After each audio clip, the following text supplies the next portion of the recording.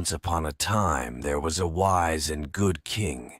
He had only one son, a boy named Delibes. Prince Delibes was a clever young man, and the king loved him very much. One day the king called the prince to him and said, "Listen, my son, you will be king after I have died. I want you to be a wise ruler, but you will only be wise if you are happy. And you will only be happy if you marry a good and clever woman. So I want you to travel around my kingdom. Look for the best woman you can find and marry her. Then I am sure you will become a good ruler of our kingdom." So Delibes left his father's house, and he began to travel around the kingdom. He went to every town and every village. He met the daughters of rich men, and the daughters of poor men, the daughters of nomads and the daughters of hunters. Some of them were beautiful, but they were stupid. Some were wise, but they were ugly. He couldn't find the perfect girl. He spent many years traveling. He didn't look like a prince anymore. His clothes were old and torn. His shoes were broken. One day the tired prince lay down to rest under a tree. It was the middle of the day, and the sun was high in the sky. His food was finished, and he was very hungry. He fell asleep. When he woke up, he saw a girl.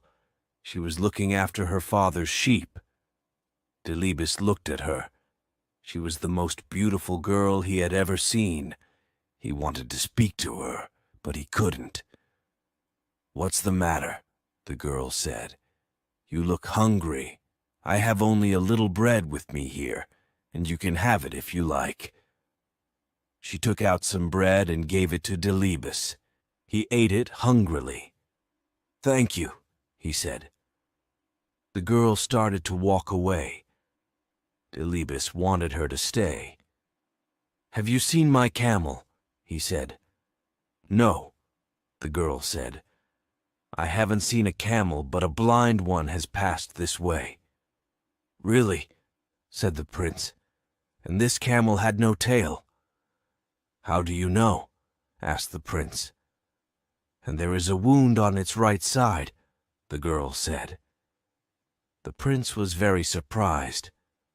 "You haven't seen this camel," he said, "but you have described it perfectly. How did you do it?" "Oh, it was easy," the girl said. "Look at this bush. A camel has been eating the leaves, but it has only eaten from one side of it. This probably means that it's blind in one eye. And do you see this camel dung? It's all together, in one pile. But camels move their tails when they drop their dung. When a camel has a tail, the dung falls in different places." "But what about the wound on the camel's right side?" asked Delibes. "How did you know about that?" "Look here in the sand," said the girl. "A camel has been rolling here, but it has only rolled on its left side.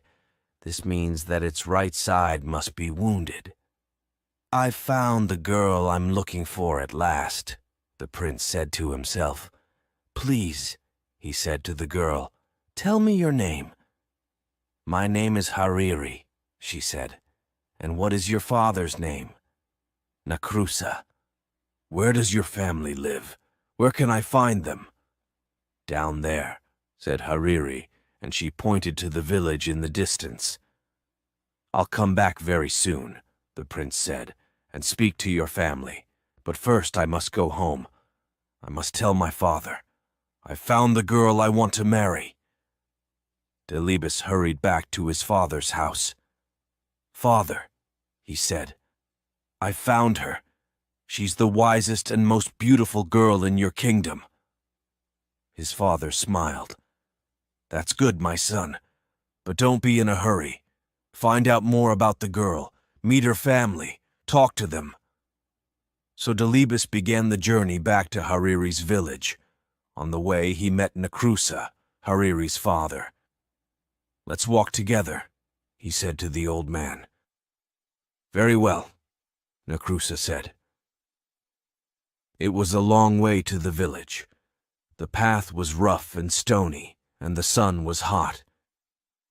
Nacrusa and Delibes walked together, but they didn't speak. At last, Delibes said, "The journey is too long, and we are both tired. Let's make it easier. Why don't you carry me? Or, if you like, I will carry you. Then the time will pass more quickly." Nacrusa looked at Delibes, but he didn't say anything. What a crazy idea, he thought. What a stupid young man. They walked on, but they still didn't speak. After a while, they passed some young men. They were looking after a herd of 100 cows. "Old man," said the prince, "who do these cows belong to?" "They belong to my cousin," said Nacrusa. "He's a very rich man." "Rich?" The prince laughed. "No, he must be poor. I'm sure he's a poor man. I'm sorry for him." Nacrusa shook his head. What a strange young man, he thought. He's sorry for a man who has 100 cows. A little later, they passed another herd of cattle. There were 10 cows and 1 bull. "Whose cattle are these?" Delibes asked. "Oh, they belong to my neighbor," said Nacrusa. "He's only a poor man." "Poor," said the prince. "I don't think so. I think he's rich. Yes, he's certainly a rich man." This young man is crazy, Nacrusa thought. They walked on over the hills until they came to a valley. There was a field of wheat in the valley. It was already yellow and ready for the harvest. "Is this wheat free so that travelers can eat it?" asked Delibes. "Free," said Nacrusa. "What do you mean free? Of course it isn't free. It belongs to the farmer." "I don't understand this boy at all," he said to himself. The sun was going down now. It was nearly evening. At last they could see the village in the distance. Some people were coming out of the village. They were carrying the body of a dead man. They were taking him to the cemetery. "Who has died?" Delibes asked Nacrusa. "Who was this man?" "He was a good old man," Nacrusa answered. "I knew him well." "And will his name be buried with him?" asked Delibes. "Or will his name live on?" How stupid, Nacrusa thought. The poor man is dead. Of course his name dies with him. It won't be used again. He said nothing. He walked on towards his house, and Delibes followed him. The prince and Nacrusa came to Nacrusa's hut. The old man turned round to Delibes. He wanted to say goodbye, but the prince had already followed him into his compound. Nacrusa was tired of Delibes. He wanted him to go away. But now the young man was his guest. He had to welcome him. So he went into his hut and brought out a mat. He put it on the ground and Delibes sat down on it. Hariri was inside the hut. She was cooking the evening meal. "Listen, daughter," Nacrusa said to her. "We have a very strange guest. A crazy young man has followed me all day. He's come to the village with me, and now he's here in my compound. Take him some water so that he can wash his feet." So Hariri took some water and went out to wash Delibes's feet. He was very happy when he saw her. She smiled at him, and his heart jumped. She was even more beautiful than before. "Why don't you put your feet on the mat?" she asked him. "Look, they're on the dirty ground." "But my feet are still dirty," Delibes answered. "You haven't washed them yet. If I put them on the mat now, the mat will get dirty too." So Hariri washed his feet. When they were clean, he put them on the mat. Hariri went back into the hut to find her father. "This young man isn't crazy at all," she said. "Oh, yes, he is," said Nakrusa. "Do you know what he said to me on the road? 'Let's make the journey easier,' he said. 'Why don't you carry me?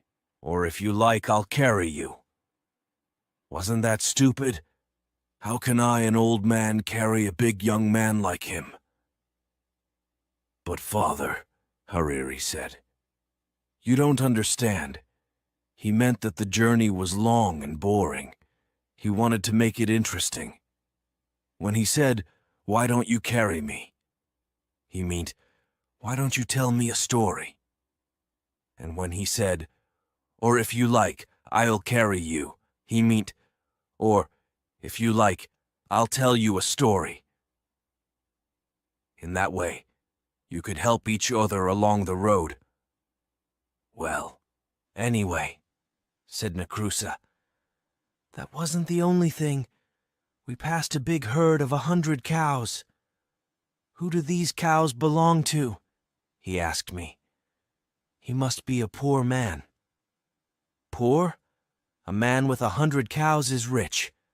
Then later, we passed a small herd of 10 cows and 1 bull. 'Who do these belong to?' he said. 'Oh, he must be a rich man.' Now isn't that crazy?" "No, father," Hariri said. "He's right. The man with 100 cows is rich now, but he won't be rich for long. If he doesn't have a bull, his cows will never give birth to calves. After a while, they will all die and he'll be poor again. But the man who has a bull as well as 10 cows will soon be rich. His cows will all have calves. He'll have more and more cattle every year." "You haven't heard it all," Nakrusa said. "We passed a field of wheat.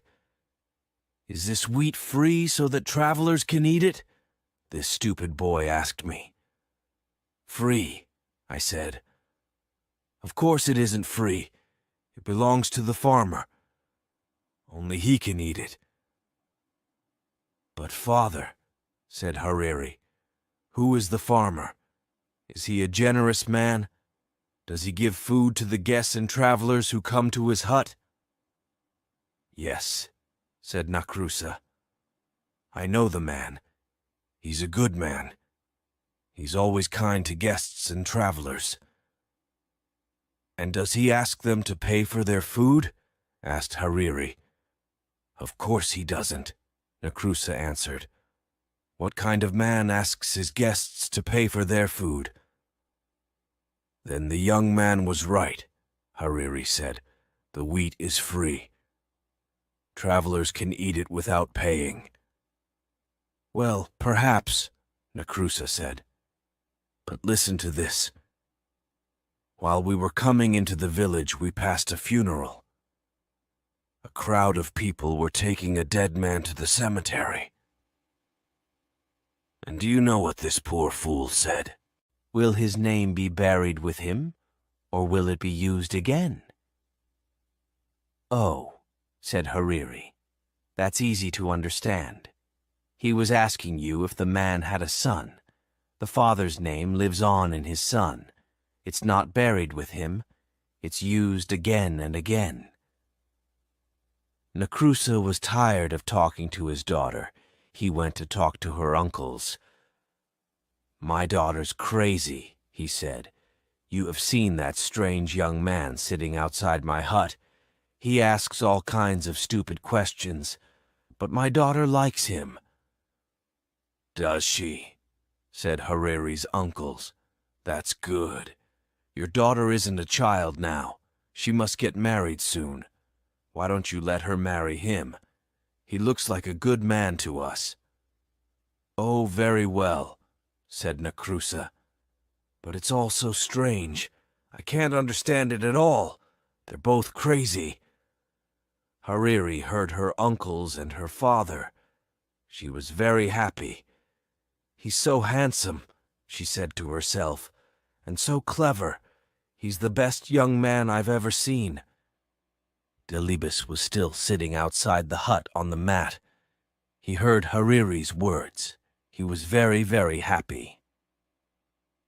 The wedding was soon arranged. Delibes hurried back to his father, the king. "Hariri is a wonderful girl," he said.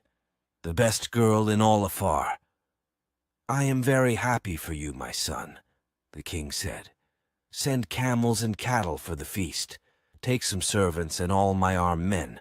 Go to her house and marry her, then bring her back to the palace." "Oh no, father," said the prince. "She doesn't know that I'm the king's son. I don't want to tell her yet. I won't take any armed men with me. When I go to her house, I'll take only one servant. She'll think I'm a poor man. If she marries me, I'll know she really loves me." The king smiled. "Very well, my son," he said. "Go, but come back soon. I want to meet my new daughter." It was a long way from the king's house to Nakrusa's village. The prince and his servant started their journey early in the morning. But they walked all day. The sun rose higher and higher in the sky. It became hotter and hotter. "I'm very hot and very, very thirsty," Delibes said. "I must have a drink." "That's all right, sir," the servant said. "Look, we're coming to a water hole. You'll find some water there." They came to the water hole, and Delibes looked down into it. The hole was deep. The water was a long way down. "Climb down and fill my water bottle," Delibes said to his servant. "Oh, no, sir, I can't do that," the servant said. "I don't want to fall and break my neck." So Delibes climbed into the water hole himself. He drank the cool, clean water and filled his bottle. Then he looked up at his servant. "Pull me up," he shouted.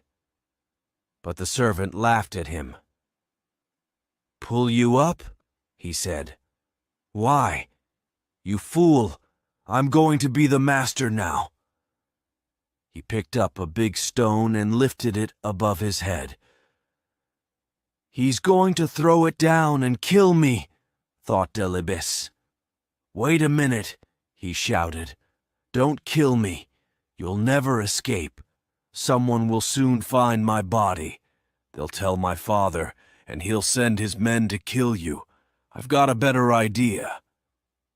The servant put the stone down. "What do you mean, a better idea?" he said. "We'll change our clothes," said Delibes. "You take my clothes and I'll take yours. You can be the master and I'll be the servant." The servant laughed. "That's a stupid idea," he said. "If I pull you out of the water hole, you'll kill me. I know you will." "I won't kill you, I promise," said the prince. "And I won't tell anyone that you're my servant." The servant picked up the stone again. "I don't believe you," he said. "Get ready to die." "Very well," the prince said. "But don't you want to marry the most beautiful girl in Afar? How will you find her father's house? Only I know the way." The servant thought for a moment. "Do you really promise?" he said. "You won't kill me? You'll be my servant and I'll be your master?" "Yes," answered Delibes. "You know me. I always keep my promises." "All right," the servant said, and he pulled Delibes out of the water hole. They changed their clothes. The prince took the servant's, and the servant took the prince's. Then they walked on along the road. At last they came to Nakrusa's village. Everything was ready for the wedding. The women were cooking a wonderful feast. Guests were arriving. People were singing and dancing. Hariri couldn't wait to see the face of her dear Delibes. She looked out of her hut, but there was the servant, dressed in Delibes's clothes. "This man isn't my husband," she said. "I've never seen him before." "Don't be a fool," her father said. "Look at his clothes, his dagger, and his shoes. He was wearing them when he came here before." "But my husband is a clever man," said Hariri. "This man looks like a fool. Let me ask him some questions." "Oh, very well," Nakrusa said. "But be quick. The guests are waiting. The wedding must begin." So Hariri came out of her hut and spoke to the servant. "Tell me," she said, "what is the heaviest thing a man can carry?" The servant frowned. "The heaviest thing?" he said. Let me think. A camel's heavy. No, a fallen tree is heavy. Ah, I know. A grinding stone. Yes, a grinding stone is the heaviest thing." Hariri looked behind the servant.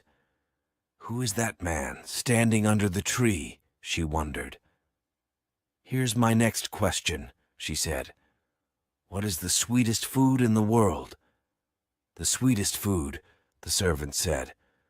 "The sweetest food. Yes, I know the answer. The sweetest food is honey." Hariri was watching the man under the tree. He was coming towards her now. "I have one more question," she said to the servant. "What is the most beautiful smell in the world?" The servant shook his head. "What a stupid question," he said. "Flowers have the sweetest smell. Everyone knows that." Delibes was standing behind his servant now. He smiled at Hariri. "This man says he's my husband," said Hariri. "But he's a fool. His answers are stupid." Nakrusa was very angry. "Daughter," he said, "what are you saying? Look, the wedding guests are here. The feast is ready. Take this man. He is your husband." "Please, father," Hariri said. "I can't marry a fool. Let me talk to his servant." She looked at Delibes. "Did you hear my questions?" she asked him. "Yes," said Delibes. "And here are my answers. Your first question was, what is the heaviest thing a man can carry? My answer is a promise. A promise is a very, very heavy thing. For me, just now, it's the heaviest thing in the world. Next, you asked, what is the sweetest food? I know the answer to that question. I was alone once in the desert. I had no food. I nearly died of hunger. Then I met a girl. She gave me a piece of dry bread. It was the sweetest food in the world because I was so hungry. Your third question was this. What is the most beautiful smell? I can answer that one too. It is the smell of the skin on the neck of your baby son. I don't have a son yet, but one day, God willing, he will give me a wife. And one day, God willing, she will give me a son. Hariri laughed and clapped her hands. Did you hear that, father? She said. This man is my husband. But he's only a servant, Nakrusa said. I'm tired of all this nonsense, Hariri. I'm your father. You must obey me. Marry the master, not the servant. Hariri went and stood beside Delibes. Master or servant, this is the man I will marry, she said. The servant was frightened when he heard this. He fell down on his knees. Oh, please, please forgive me, he said to Delibes. I was a fool. Don't tell the king your father." "The king? Your father is the king?" Nacrusa said to Delibes. "My dear boy, this is wonderful. Hariri, my child, you are right, of course. This is the right man for you. I always knew you were a clever girl. You're going to marry a prince. Where are the singers? Is the food ready? Let the marriage begin." The wedding was a happy one.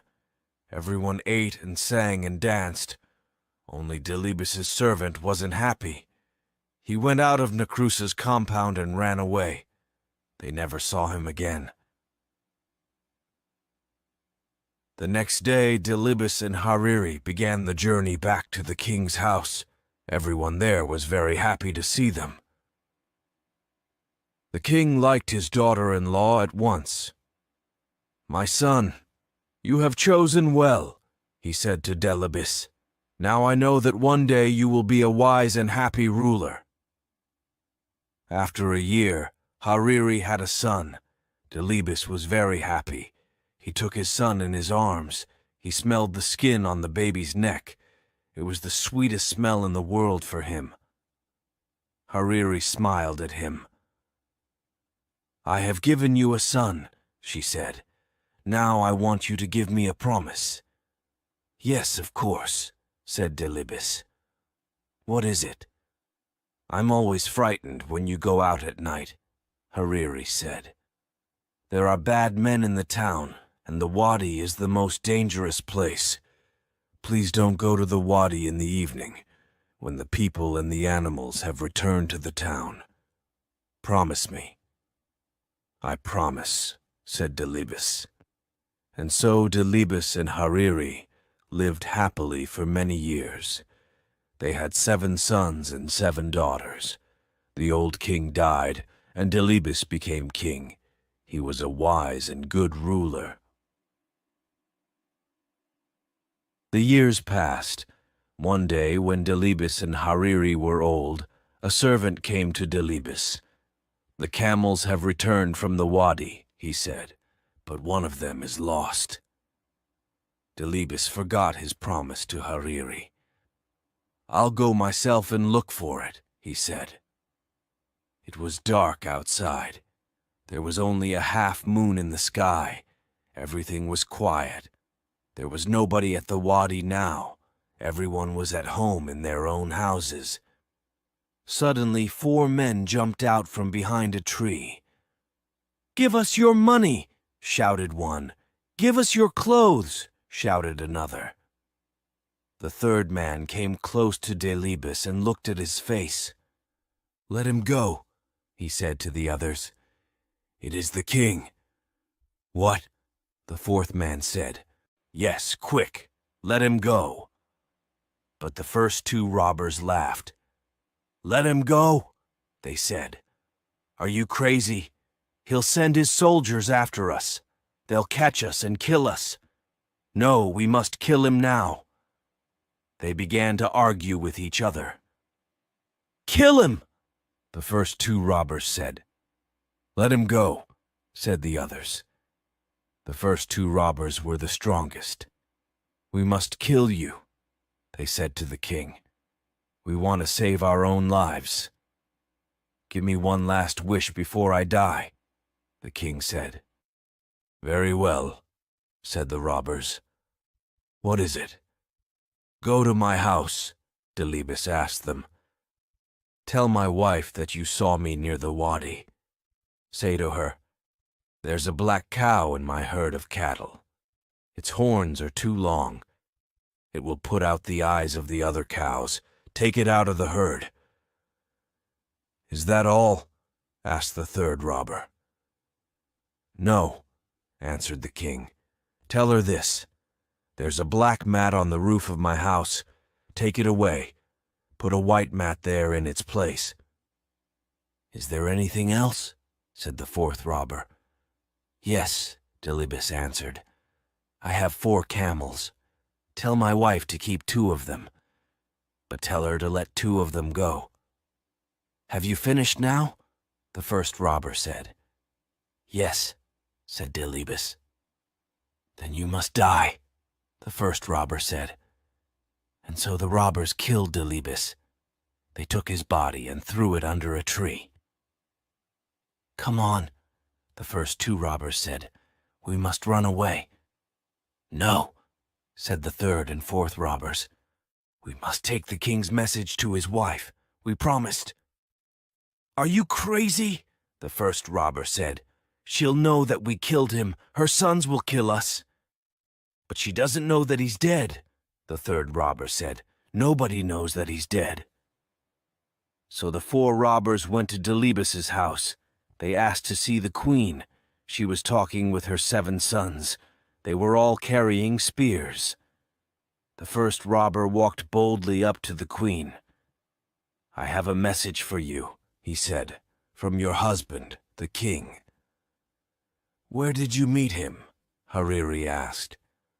"At the wadi," the robber answered. The queen put her hand over her mouth. Her eyes opened wide, and she looked at the robbers. Her sons moved towards her. "Is my husband well?" she asked. "He's fine," laughed the robber. "We left him under a tree. He'll be home soon." "And what was his message?"